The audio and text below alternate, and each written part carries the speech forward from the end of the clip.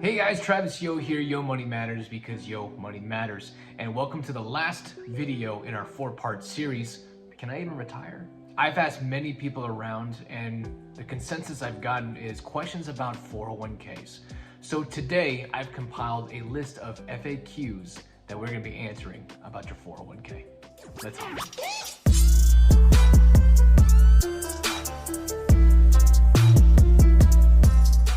So the first question I've gotten is, how much percentage of my paycheck should I be putting into my 401k? Now, before I can answer that, there's a few things that I need to know when it comes to where you're at with the current company. So number one is, does your company even match? The second thing is, how long have you been there? And third is, how long do you plan on being at the company? Because I'm gonna be honest with you right now, if your company does not match, there is no point of even starting your 401k with that company because there are so many options available to you that you can put your money into to invest in the long run, like a Roth IRA or an IUL cash value life insurance policy, because you're gonna be saving taxes in the long run. If your company does match, here's the thing, only put what the company is matching you. There's so many people out there that I ask, well, how much are you contributing to your 401k? And they tell me 10%. Well, how much does your company match? Well, they match me 3%. Why are you reducing your paycheck with a company that's not going to match you? Do you honestly believe and trust the company can invest your money better than you can? Next is, how long have you been there for? Now, the reason why I'm asking this is because most companies, if they do match, offer you what's called a vesting period.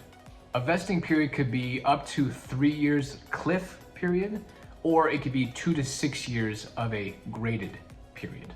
For example, a 3-year cliff period is you are 0% vested when you start the company. And as soon as you hit your 3-year anniversary, you will then be 100% vested in your 401k. Now for the graded vested option, let's say your 5 years is your grading period. After your first year anniversary, you will now be 20% vested. After the second year, 40%, third year, 60%, fourth year, 80%, and after your 5th year of being with the company, you are now 100% vested. So for instance, if you have been in the company for 4 years and you decide to leave after the 4th year, you're only going to be able to get 80% of the vested matching amount, not the 100%. So my best advice is, if you don't know anything about this, go back to your HR payroll person that helped you set up this 401k, or you can go directly to the financial company. The second question I get when it comes to 401ks is, I have an old one, what should I do with it?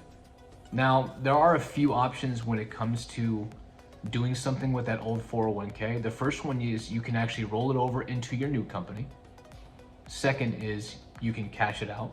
Third, you can actually roll it over into your own IRA or annuity. Now, depending on the amount that you have in your 401k, determines all the different types of options you can do with it. The first thing that we're talking about is you need to make sure that is it qualified or non-qualified money. Because the best thing you need to do with your 401k is make sure it goes from one like account to another like account. So if you're planning on rolling it over to the new company, make sure you ask the questions on how the new company uses their 401k and what options do you have. Does the new company match? Only on the new contributions? And what type of investment options do they offer? And now that you've learned, what is the vesting strategy in the new 401k? And I'll be honest with you guys, if you have less than $10,000 in your 401k and you're under the age of 30, you might as well just cash it out, pay the fees, pay the taxes. Here's why. We don't know what taxes are gonna be in the future. And with such a small amount, let's say you have $9,000, you cash it out, yeah, you're gonna take a hit when it comes to the taxes today, which is roughly on average about 30%, 35%.